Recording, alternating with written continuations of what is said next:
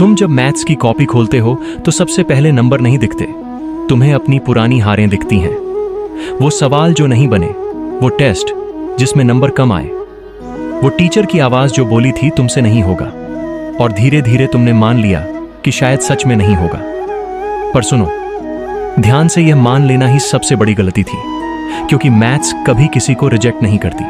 Maths बस यह देखती है कि कौन रोज वापस आता है।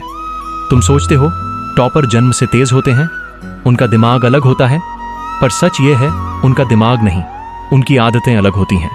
उन्होंने डर के बावजूद पेन उठाया, उन्होंने कंफ्यूजन के बावजूद सवाल पूरा किया, उन्होंने आधा समझ आने पर भी रुकना नहीं छोड़ा।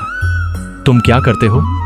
पहला स्टेप नहीं आया और तुमने खुद को डिस्क्वालीफाई कर दिया। पर मैथ्स ऐसे नहीं सीखी जाती। मैथ्स में हर सवाल एक बातचीत है। सवाल तुमसे पूछता है, तुम क्या जानते हो, तुम क्या मान सकते हो, तुम कहां से शुरू करोगे? और अगर तुम जवाब नहीं देते तो सवाल दुश्मन बन जाता है। पर जैसे ही तुम लिखना शुरू करते हो, वही सवाल गाइड बन जाता है। तुम्हें लगता है कि फार्मूला याद नहीं रहता, पर असल में फार्मूला याद रखने के लिए बना ही नहीं होता। फार्मूला तो इस्तेमाल करने से दिमाग में बैठता है। जैसे बार बार रास्ते पर चलने से रास्ता याद रहता है, वैसे ही सवाल करने से मैथ्स याद रहती है। तुम कहते हो मेरा बेस कमजोर है, पर बेस कमजोर नहीं होता, बेस खाली होता है, और खाली बेस को भरने का एक ही तरीका है, प्रैक्टिस, बिना डर, बिना जल्दबाजी।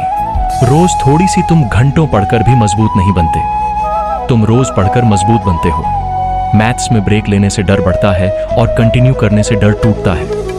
इसीलिए रोज थोड़ा सा सवाल, रोज थोड़ी सी मेहनत, रोज खुद से एक जीत। जब तुम खुद को यह साबित कर दोगे कि तुम एक सवाल भी सॉल्व कर सकते हो, तो तुम्हारा कॉन्फिडेंस दोगुना हो जाएगा, और यही कॉन्फिडेंस अगला सवाल उठाने की ताकत देगा।